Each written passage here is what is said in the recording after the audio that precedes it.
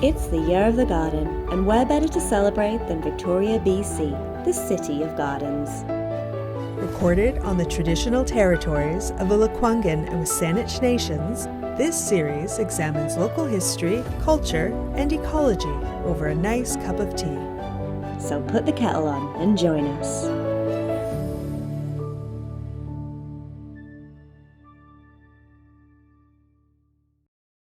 Welcome to Tea and Gardens. Today we're at Government House, which is the official residence of the Lieutenant Governor of British Columbia. The 36 acres of grounds include formal gardens, native woodlands, and heritage buildings. We've come to learn about the gardens, and we are also delighted to be invited for tea in the Royal Suite. So, let's get started. The many gardens of Government House are maintained by a volunteer organisation called Friends of Government House. We met with member Janet Renouf in the vast Garry Oak woodland to hear how the community got involved with these grounds. Was the end of the 80s, and the Queen and Prince Philip were here on an official visit and staying here, and Prince Philip went out for an early morning walk around the gardens and down through the woodlands and came back and said to Dr. David Lamb, who was then the LG, Lieutenant Governor, that really he should do something about getting a volunteer group together to restore the woodlands and the gardens. And David Lamb began working with George Radford and two other people who are well known in horticultural circles, and they set up the Friends. So the restoration and, well, actually the invasive species removal started in the woodlands in summer of 90 and continued through 91, and the Friends group was started in 1992. There were some people who came and worked on the upper gardens as well for those before the Friends started. They had to double dig the Rockland 1 and Rockland 2, the borders up above, because the soil was so hard they could not just get a fork into it. It was really, had not been tended for quite a long time, and it needed a lot of work. So the woodlands restoration has been ongoing since then, so we're still battling a bit of broom, less these days, and ivy and the Himalayan blackberry and purple oyster weed and various other baddies. So the restoration of the woodland is the specific reason that Friends of Government House began? I would say so, yes. I mean, there was also an emphasis on restoring the upper gardens to bring the public in, but the woodlands was the main focus initially, yes. So these woodlands are Garry Oak ecosystem, is that correct? Yes. Yes, yes. So they're very environmentally significant to Victoria? Definitely, yes. And we have a couple of red-listed plants and a number of blue-listed. So you know what red-listed? No, I was just about to ask. Okay. So red-listed is in danger of being totally wiped out. And some of them are red-listed just in BC, so they're okay in other locations in the world. But there are some things that we have that do not occur anywhere else in the world. Since you've done this restoration, have you seen a change in diversity? Is there more biodiversity here now? Certainly in the areas where we've removed things like hairy cat's ears, that's another plant. It looks a bit like a dandelion, a tall stalk with a yellow flower at the top, and basil leaves are right on the ground. And they outcompete, they take away the sunshine and the rain from some of the bulbs. So some of the bulbs are really tiny, like they're no bigger than half of my fingernail. And they can withstand drought and, extreme environmental conditions, but they can't tolerate being completely cut off as these basil leaves do for them. So we've noticed where we've removed the hairy cats, on the eastern oat crops, for instance, that we're getting a lot more of these, blue-eyed grass and monkey flower and other plants that, are very, very tiny, resilient, but they can't out-compete these great hairy leaves that lie flat on the ground.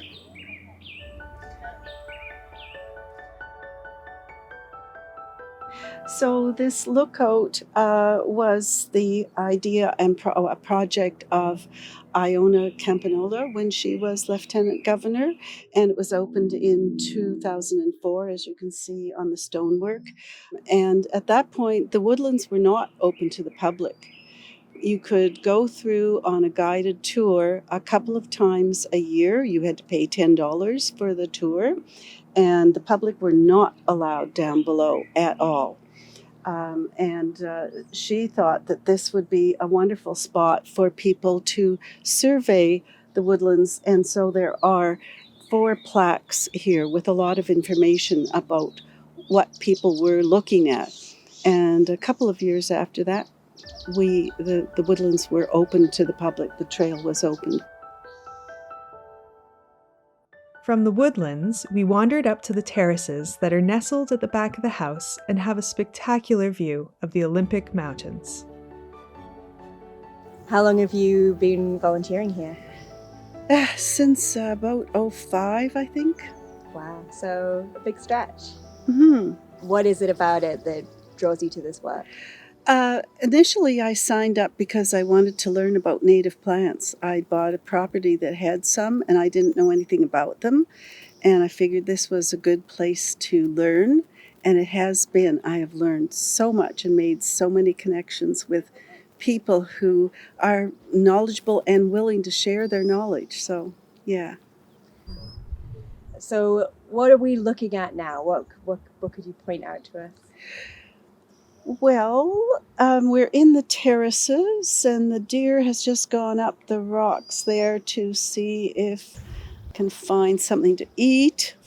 Are they problematic in the garden? Oh, they eat everything. Just when you think, oh, they won't eat that, they turn around and eat that. So one time a friend asked what a spring flower bulb she could plant that the deer wouldn't eat. And very confidently I said, daffodils. They won't eat daffodils. All parts of the daffodils are poisonous. And the next spring she phoned me up and she said, Janet, they've eaten the daffodils. Got to update your records.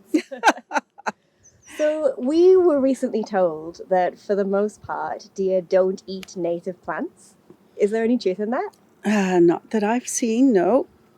We've had to cage the Gary oaks that we've planted, and we can't remove the cages until they're really quite big.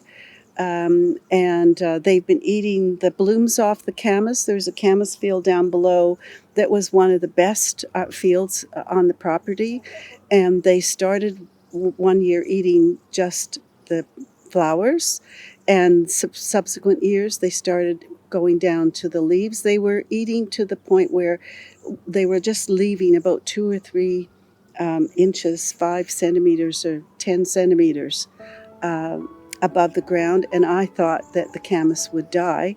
They have come back and they're not eating as much, but the only thing they don't eat is something that has prickles.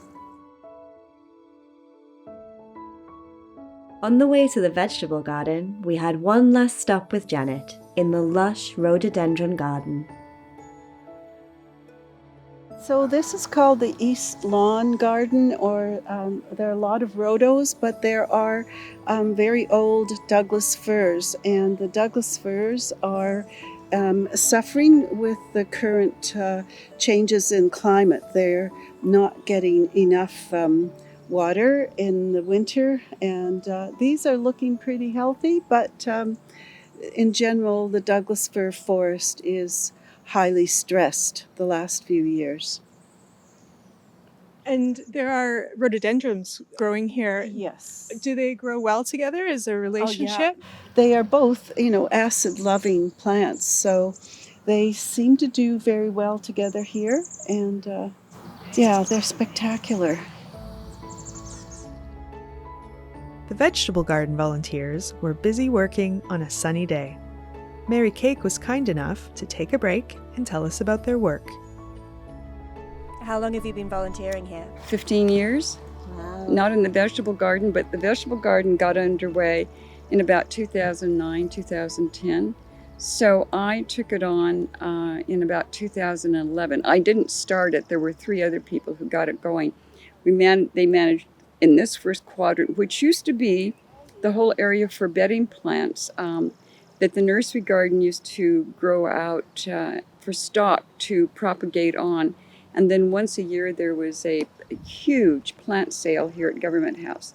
It took about 20 or to 40 volunteers to manage it, and it finally just ran out of steam. And so now things have changed, and we have a nursery garden there that now sells to the public, kind of on the almost 6 months of the year. So it's a different format.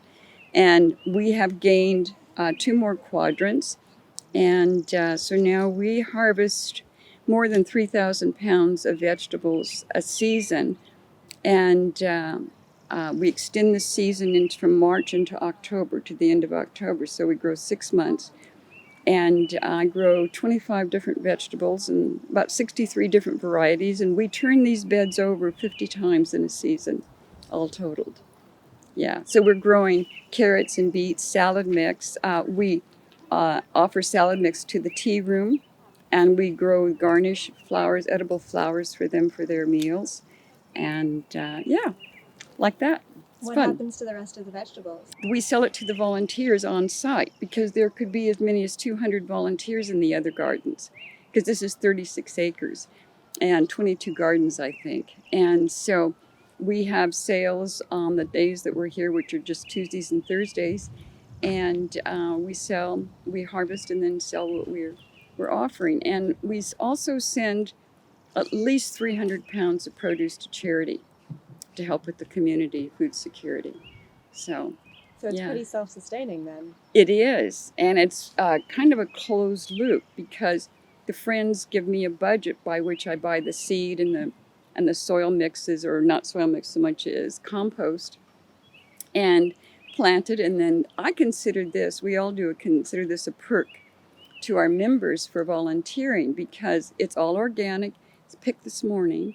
And they get it within 3 hours out of the ground and can't get fresher. So people seem to appreciate it very much. And right now we're harvesting salad mix, head lettuce, spinach, and some gorgeous radishes.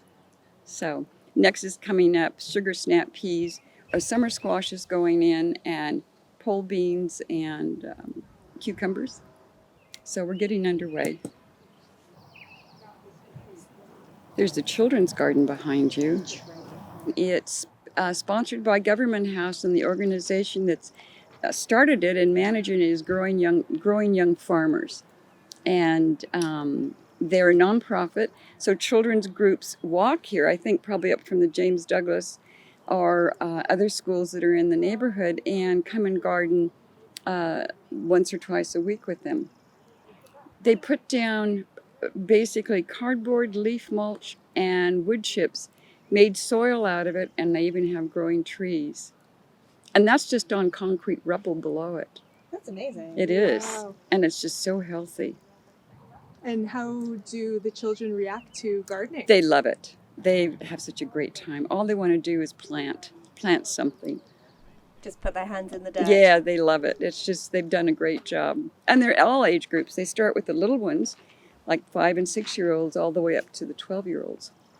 Do they get to return to harvest what they've planted? Usually. And Debbie can, if school is close to being out and they won't be back, usually things like salad mix and strawberries are ready, so she'll take it to the school and have a salad with them so they can have that full circle of what they've planted. We saw a deer walking through the grounds earlier. Yes. Do you have trouble with deer jumping in and No, nibbling? although there's been people that have neglected to close gates, and then we've had them, which makes me grind my teeth. But we're the only fenced area, and so we feel quite. We just don't have the same problems as long as people close the gates. Right. So, what does it mean to you to grow food in this garden? Oh, it's everything. I love it. I'm a retired organic farmer from California. And what I love about being able to do this, of course, everybody is so receptive. First of all, our audience is just so appreciative. And I don't have to make a living doing this. I'm retired. And farming, there was always a constant worry of income because that's farming. And here I get to enjoy what I love doing the most. And I get a budget. And I'm expected just to grow vegetables. But that's it. So it's great joy. And then socializing is wonderful. I have 20 volunteers that work in the garden, and I seem to get the credit for all the work that goes on here. But I tell people I'm just say where to plant it, but I'm not, they're doing the work. And that's why it looks so beautiful, is with their hard efforts and hard work. Thank you to Janet and Mary for taking the time to speak with us. Next, we made our way inside the house to have tea with Jeremy Brownridge. As we were guided through the home, we were given a tour that included the ballroom. It features the Millennium windows, which represent 18 different plant species found in British Columbia. After admiring the art and architecture, we went up for tea. My name's Jeremy Brownridge. I'm Private Secretary to the Lieutenant Governor of British Columbia and Executive Director here at Government House. How long have you had that job? I've had this job for just about 7 years, but I've worked in this office for 14 years. What does that job look like day to day? Day to day, well, today my job involves me speaking with you, which is an absolute delight. Thank you for coming today. Just moments ago, I was sort of stick handling a Bollywood film production that's taking place here today. Yesterday, for instance, I emceed a event. It was actually a donor's tea, we call it, an event to thank Victoria Foundation supporters. I do, of course, work a lot supporting the Lieutenant Governor, making sure she's in the right place at the right time, sifting through the many, many event requests that we get, helping her render orders in council and constitutional duties. So I'm delighted to say that my job duties are many and varied. Keeps it interesting. Yeah, absolutely. Could you tell us where we are right now? We are actually in a place that we don't often come. We are in the Government House Royal Suite in their private dining area. That's very exciting. We feel very privileged to be here. I very rarely sit here. Yeah. So what is the significance of tea service to Government House? Tea service, I think it means a lot. It conjures up a lot of different things for a lot of different people. For us, it could mean let's have tea, means come have a meeting. Her Honor being sort of the apolitical convener and host, in many cases, might invite folks over for tea, which is really just a conversation. Could be a meeting, could be a point where Her Honor's listening to issues or certain things that people may wish to relate to her in the province. Tea could be an event, as I was saying yesterday. We called it Donor Recognition Tea. So the event itself is a tea. We would serve tea. So it has many, many different meanings to us. I like the fact that tea can kind of bridge cultural gaps even. Her Honor very often hosts diplomatic calls. That's members, I think there's 88 consuls general in British Columbia, and then visiting ambassadors from various countries. One thing that everybody seems to appreciate is a cup of tea. And maybe not everyone loves a glass of wine or a cup of coffee, but it seems culturally tea is something that's shared around the world. So that's a few definitions of tea for me. That's really nice. I like that unity aspect of it. Exactly. So Victoria has a very strong tea culture. We can see that through the whole city. Yeah. Why do you think that is? I think a few years ago we could more directly relate it to sort of the more near history of British influence here in Victoria. In that way, the reluctant to get into too much of the colonial history, but it's there. And I mean, in terms of a province, British Columbia is one of the newer ones in having been arrived at by settlers from the UK and various other parts of Europe. So I think here you'll find more first and second generation Brits than you might find in other parts of the country. So there is certainly that tie there. I think, though, in more recent years that tea has grown beyond what we might consider just having a high tea or a British tea or a cuppa to include things like bubble tea. I've seen other Asian influenced tea shops serving matcha. I think other areas of Central Asia as well are well represented in here. So I think tea has very recently evolved, and I'm delighted to see that, and it's very much more representative of British Columbia's current culture. Yeah, I agree. We've been noticing that throughout this series that it has this peg as like a British thing. It's really not. It's really like not, yeah. really It's quite really- universal. yeah, absolutely. I've even seen, I think there was a Syrian grocery store where, folks out front sipping on some tea. So it's really, really evolving here in Victoria. Nice. Would you like to pour us some tea? May I offer you a cup of tea? Oh, that would be wonderful. Thank you. To add this to your job description. Right. Oh, it's well entrenched in my job description. Mm-hmm. Oh, we've even steeped it an appropriate amount of time. May I offer you a cup of tea as well? Yes, please. Okay, there you go. Thank you. This is a pretty cool way to provide sugar. Yeah. It's natural sugar on a disposable stick, so we're not creating any waste, and we're not creating more hands on a sugar jar. It's really beautiful too. Brilliant. Yeah. Wherever possible and seasonally available, we love to make arrangements using flowers from the property. And those arrangements would actually be made by our volunteer flower arrangers, the amazing crew that help with all sorts of decorations and floral arrangements for all kinds of events. Another cool thing is we have on-site bees. So the bees visit all the flowers, wild and otherwise, here on the property and produce honey right here on site, again managed by a wonderful crew of volunteers. So on occasion we'll have honey accompany the tea, and particularly our diplomatic visitors love that. Yeah, I bet. That's really special. Yeah. Could you tell us who else might have had tea in this room or in Government House in general?